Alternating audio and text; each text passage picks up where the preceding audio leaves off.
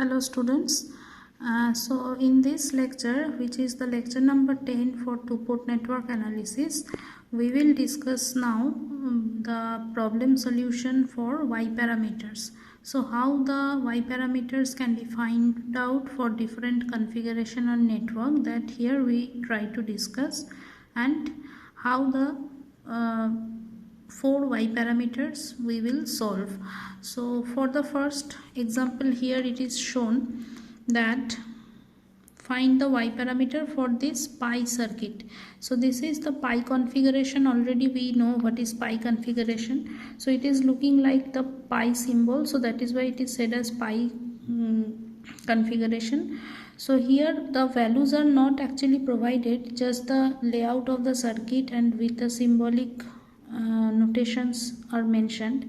So here also V1 and I1 are shown as the input port variables, V2 and I2 are the output port variables, and these are the three admittances provided which is forming this pi structure. Admittance means these three elements are given in mho or ohm inverse.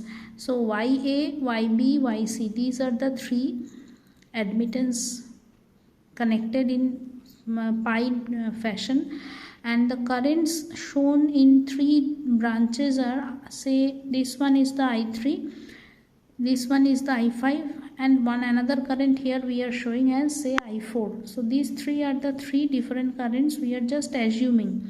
So how to solve this circuit for Y parameter solution, that we try to understand here.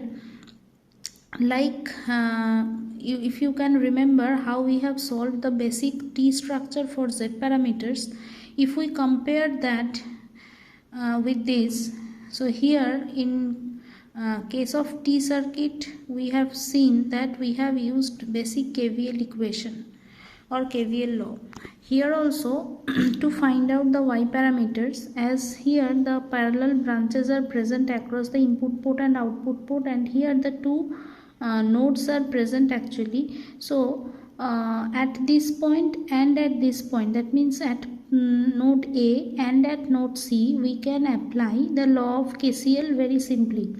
So how we apply the KCL law? We all know what is KCL. So at this point we can see very distinctively that I1 is entering and I3 and I4 is as if leaving. So simply we can form the KCL equation here as I1 equals to I3 plus I4. Now how we write these currents in terms of the voltage involved? So here you see that I1 equals to I3 plus I4 we are writing as the basic KCL equation at node A.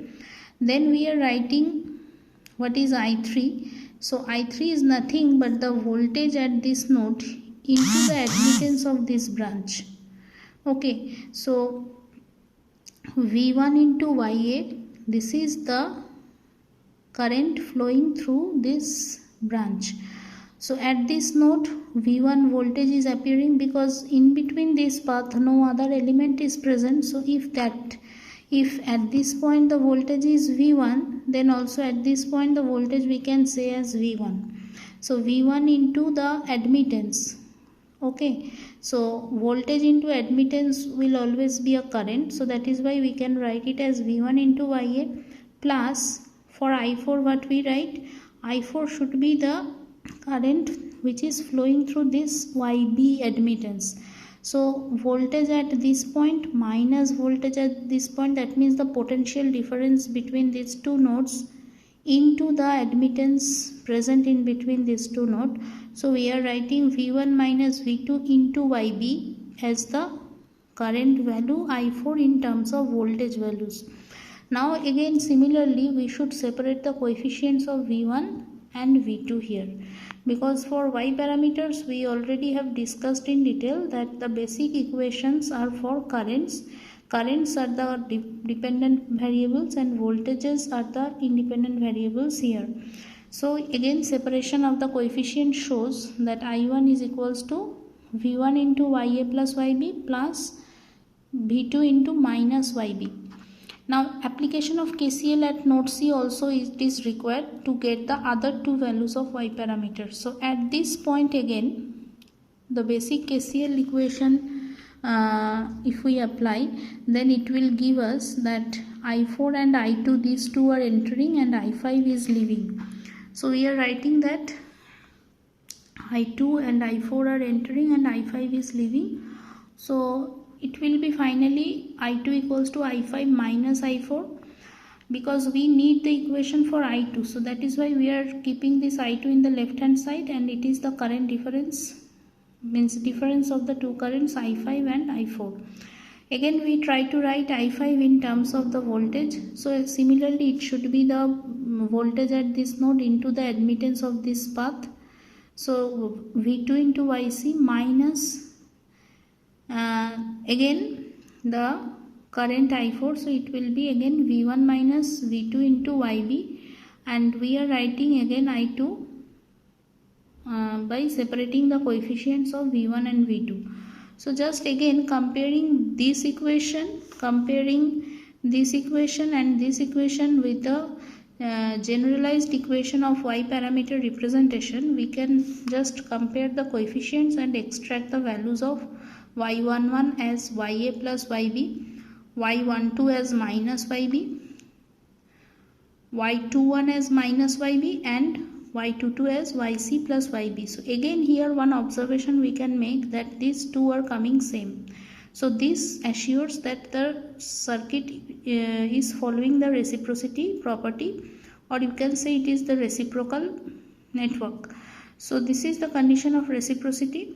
This is one observation. Another observation is that just like the first problem we have discussed in case of T section for Z parameter, we have seen some simplified expression of finding of Z parameters. Here also, for any given pi structure, if we have to find out the Y parameters without forming this KCL expression, if readily we want to know the values of Y parameters, then we just have to add YA and YB to get the Y11 value. So YA and YB addition will give the Y11 value. Similarly, YC and YB addition will give the value of Y22, and minus of this admittance will give the value of Y12 and Y21. So this is actually the method of finding, and this is the ready expression of finding the Y parameters. So this is the generalized form of equations where the proper values are not given, only the notations are mentioned, and this is the corresponding equivalent circuit representation. Already we have explained this thing, because here also we are showing that if Y parameters are represented using that basic equations, it should be some current equation. So we can write it like I1 should be equals to Y11 into V1 plus Y12 into V2. So this is actually representing the voltage controlled current source. So this current plus this current means current through this path will give us the total current I1. So this current, how we find? V1 into Y11, that is one current, and Y12 into V2, that is another current. Similarly from this side if we see, it will come same. It will be the this part current will be the V2 into Y22. So we are writing I2, total current from this output port is as if the summation of this current plus this current. So V2 into Y22 plus V1 into Y21. So this is actually following the basic equations of Y parameter representation. Okay, so this one is problem number 1. We can say just the method of solution for Y parameter for any pi circuit. Here it is showing like this. Now if we move to the next problem where the original values are actually provided, this one is actually very simply solved. Here what is the question? That an pi attenuator or pi circuit is shown, for which we have to find out the Y parameters again. So this is the given circuit, say. So it is actually looking like a pi structure and the values are provided in ohm. You have to keep in mind that these should be in mho, not in ohm. So if it is given in ohm, we should convert it its equivalent mho value or ohm inverse value, because we want to find the y parameters, not the z parameters here. So even if the values are given in the unit ohm, we should convert it in ohm inverse by taking the reciprocal of individual values. So here the same this is done actually. So if we compare this circuit with this previous page circuit, and if we consider this as YA, this as YB, and this as YC, so YA should be calculated as 1 by 5 kilo ohm. So it is giving us this value of YA. If we consider this as YB, means this one is the middle branch, for which YB is calculated as 1 by 1 kilo ohm, so 10 to the power minus 3 mho. And for this we are calculating YC, which is giving this value. So once we convert these ohm values in mho, then we are writing or drawing this structure, same structure, but the notation here is changing as YA, YB and YC, whose values are this one. Now without actually forming the KCL expression, if we understand the previous problem, then readily if we want to get the values of y parameters from this circuit, then we just add it. Means y11 should be this plus this, so this plus this mho, then y12 and y21 should be minus of this YB, so here it is shown like that, and y22 should be again this plus this, so that is shown here. So this is very simple to understand. I hope you can understand, but this step you have to means careful. You check whether it is initially given in ohm or not. Means if it is given directly in mho, then no problem, you directly can add the values or take the values directly. If it is not given in mho, like here, you have to convert it in mho by just taking the reciprocal values. And the y parameter equivalent circuit, again here it is shown with proper values, that it is the y11 I1, and this is the y12 into V2. It should be V2, it is not this one should be V2, this one should be V1. There is one mistake here. So anyway, this one should be the V2 and this one should be the V1. So it is actually I1 equals to y11 V1, and y11 is this one, so 1.2 into 10 to the power minus 3 mho V1 plus y12, which is this one, into V2, and from this side I2 should be equals to y22 into V2 plus y12 into V1. So this is actually following the equations. So this is the method of, means shortcut method of finding the y parameters from the given pi structure. Now the third problem, if we discuss here the circuit configuration is not shown, some readings are as if given. So on short circuit test, means once we short either of the terminals, that is said as the short circuit test, the currents and voltages were determined experimentally for an unknown two-port network. So if the network itself is not provided to us, only the reading or set of readings are given like this, say I1 this, I2 this, and V1 this at V20. So at V20 indicates, what does it indicating? It is indicating output is shorted, and here actually the input is shorted. Shorting means making the voltage 0. So this one is the set of readings when output port is shorted, and this one is the set of readings when input port is shorted. And from the basic definitions of y parameters, so far as far as we know, we can easily find out the value of individual y parameters in terms of ratio of current to voltage. So y11 can be calculated I1 by V1 at V20. So at V20 we try to find whether I1 and V1 value is available. Yes, so these two are available, means we just take these two readings and divide it and get the corresponding value. Similarly, what is y21? y21 should be I2 by v1 when v2 0. Again, at v2 0 means output shorted and I2 value is available and v1 is also there, and it would come with a minus sign. Already in the basic structure we have shown that. So it is coming like this. Similarly, y12 I1 by v2 when v1 0. So then we have to see this set of readings when v1 is set to 0.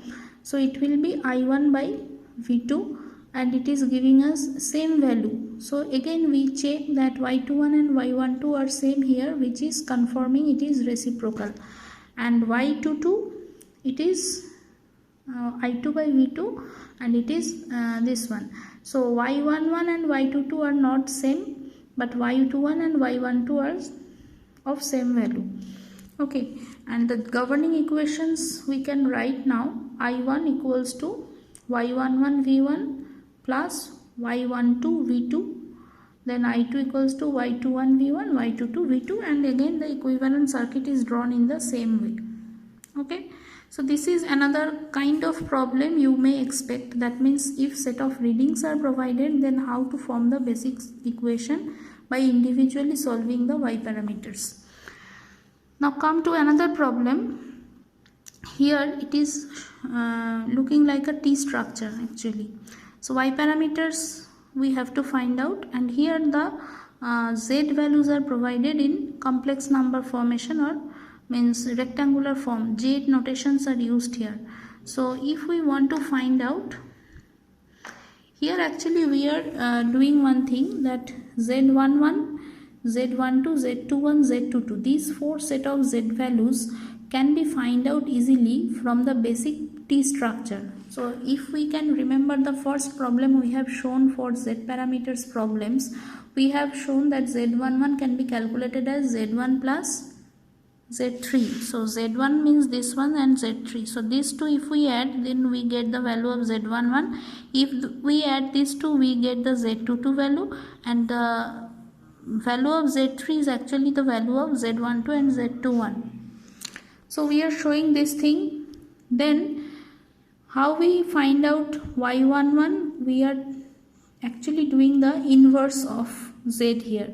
So z22 by this will give us the value of y11. So here actually we are using the interrelationship, whether the z values, if we know the z values, z parameters, whether it is possible to find out the y parameters. So yes, already we have seen and proved that z parameters can be represented or can be converted in equivalent y parameters, and this is the method of conversion or equation.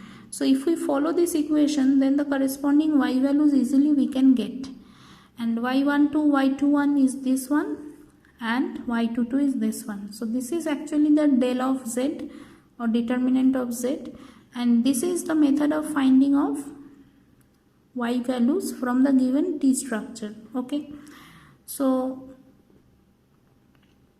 once we up to this, here we stop in this lecture. In the upcoming lectures again we show some more problems on y parameters as well for other parameters also.